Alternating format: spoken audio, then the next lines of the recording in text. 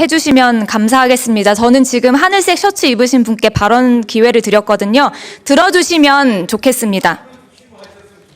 아니 그렇게 하기에는 거의 제가 지금 거의 하늘색 그렇게 되면 끝이 셔츠를 없어요. 예. 입으신 분께 발언 기회를 드렸습니다. 시간은 제한되어 있고 주제는 너무 많고 하실 말씀이 너무 많을 겁니다. 네. 네, 지금 온라인으로 지켜보시는 분들도 많으니까요. 성숙한 토론 문화를 위해서 좀 협조를 부탁드리겠습니다. 발언 듣겠습니다.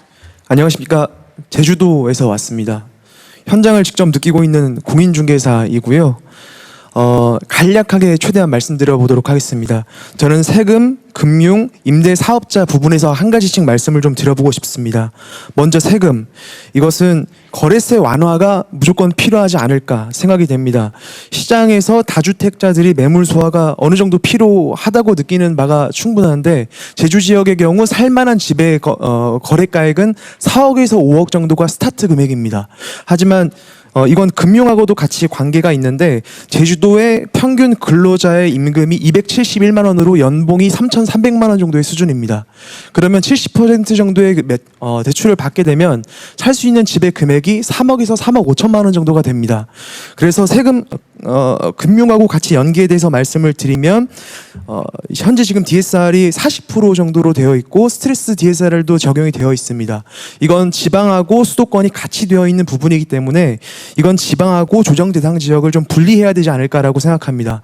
그래서 조정 대상 지역의 집값을 조정하려고 하시면 그 부분은 풀지 못한다고 하더라도 지방의 DSR은 조금 배제를 해주시는 게 어떤가라는 생각이 이제 제안이고요. 그리고 이것하고 더불어서 임대인의 보증금을 반환하는 대출하는 경우에는 DSR과 스트레스 DSR도 같이 풀어주시는 게 어떨까 생각이 듭니다.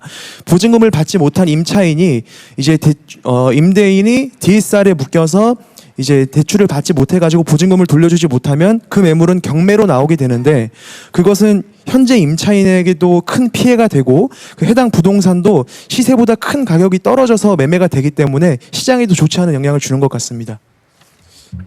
더불어서 임대사업자 관련해서 한 가지만 더 건의드리겠습니다.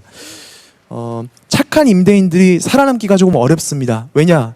어떤 사정으로 인해서 임대료를 좀 감축을 해주려고 하면 5%라는 증액선이 있어서 예를 들어서 월세 100만 원에 주던 것을 당신의 사정이 딱하니 내가 70만 원 주겠소라고 이번에 인정을 해버리면 다음 5%라는 캡에 막혀서 다음 임대료를 올리기가 어렵습니다.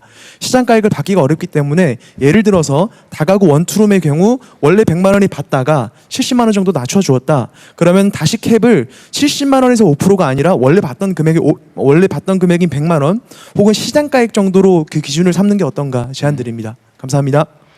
네, 이게 여러 가지 아주 일리 있는 지적이시고요. 이게 이제 구체적 타당성 있게 좀 정책을 세분화하자. 일반적인 규제나 대책을 만들면 그 틈새들이 많이 생긴다는 거거든요. 이거 아주 일리 있는 지적이신데, 뭐 나름은 그렇게 해왔으면 아마 아직까지도 부족한 것 같아요. 요 사례들은 좀 찾아보고 앞으로 우리도 이제 효율성이 최대화될 수 있도록 좀 핀 세팅으로 예를 들면 그 상황에 맞춰서 많이 이렇게 좀 세분화할 필요가 있습니다. 정책 당국자들이 좀 어렵기는 하고 업무가 많아지긴 하겠지만 그렇게 하는 게 맞을 것 같아요.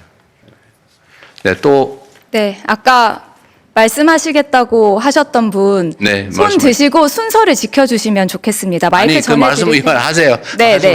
마이크 전해 드릴 테니까 네, 네. 소개해 주시고 발언 간략하게 부탁드립니다. 좀 무례하게 대통령께서 괜찮아요. 계신데 하십시오. 네. 말씀해서 죄송합니다. 저는 고종환 한국자산관리연구원장 겸 한양대 부동산 대학원 네, 네. 특임 교수로 있고요. 우리 이혁은 위원장님 계십니다만 현재 금융위의 금융심의발전위원회를 하고 있습니다. 세 가지만 좀 꼭 네. 말씀드리려고 이 기회가 아니면 대통령님도 오래간만에 뵙는 네, 것 같고요. 네. 예, 우선 그 시장 흐름은 트리플 강세입니다. 월세, 전세, 매매가 오르는데 최근의 시장은 전세가 무섭게 오릅니다. 이거는 공급 부족이 가장 큰 원인이다라는 걸 말해주고 있고 이대로 가다간 자칫하면 3, 4년 집값이 미친 집값, 미친 전세 이런 것들이 재현될 수 있는 우려가 있어서 이 자리는 잘 마련하신 것 같습니다. 대통령 말씀에 100% 공감을 하고요. 두 번째는 그럼 왜 이렇게 공급이 허들이 생겼나 네 가지 이유를 짧게 대안 위주로 하겠습니다. 첫 번째는 예, 그동안 3년 전에 아까 대통령께서 왜 2022년 이후에 공급이 이렇게 줄었는가 거기에 대한 답이기도 한데 첫 번째는 택지난이었습니다. 그러니까 서울은 땅이 없기 때문이고 예, 두 번째는 지난 정부가 상기 신도시 이런 거에 대해서 진척이 없었습니다. 예, 그러니까 너무 공급 대책이 오늘 김용덕 장관님 나와 계십니다만 좀 소홀히 했던 측면이 지금에 누적되어서 이런 문제를 가중시켰다. 뭐 전 정부를 탓하는 건 아닌데 정책의 요인도 있고 금리의 요인도 있고 지금 지적하고 싶은 게 공사비 급등이었습니다. 한마디로 얼마 전에 이제 구인철 부총님하고도 이 얘기를 잠깐 좀 나누었는데요. 어쨌든 공사비가 지난 5년간 2배 급등했습니다. 그런데 오늘 제가 드리고 싶은 말씀은 대안 위주로 하겠는데 그래서 이제 고금리도 있고 PF 문제도 있고 정책 조율 문제가 있습니다. 그냥 대안 위주로 현실적으로 짧게 하겠습니다.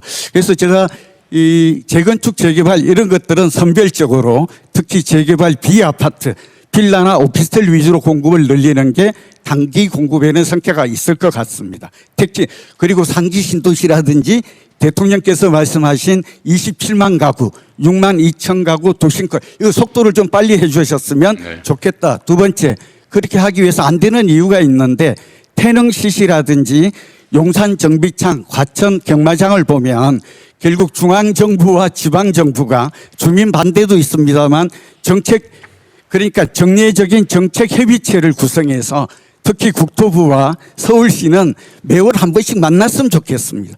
국민 입장에서 이런 것들이 좀 답답하게 느껴집니다. 공사비 급등 문제가 오늘 제가 드리고 싶은 말씀인데 이렇게 오르는 이유는 자재비 급등이 있습니다. 그러니까 시멘트, 철강 이런 것들이 많이 오른 건 아시겠고 인건비 급등에 자리 잡고 있습니다. 그래서 대안으로는 저는 자재 비축 제도를 좀 제안합니다. 토지 비축, 원유 비축처럼 그렇게 하면 대량 공급을 통해서 좀 원가를 낮출 수 있지 않을까 그런 생각을 하게 하고요. 두 번째는 해외의 기능 인력 같은 것들을 인력 커트제를 한시적으로 좀 해제해 줬으면 좋겠습니다. 조선업처럼. 이게 지금 인건비 급등의 원인이 됩니다. 그리고 PF 문제인데요. 이제 우량 사업장과 비우량 사업장을 구분해서 이제 선별적으로 개발 사업이 많이 멈춰져 있는데 돌아가도록 지원을 이거는 2억 원 우리 장관님께서 신경 써주시고 또 김용덕 장관님께도 이상입니다. 네, 좋은 제안을 감사드리고요.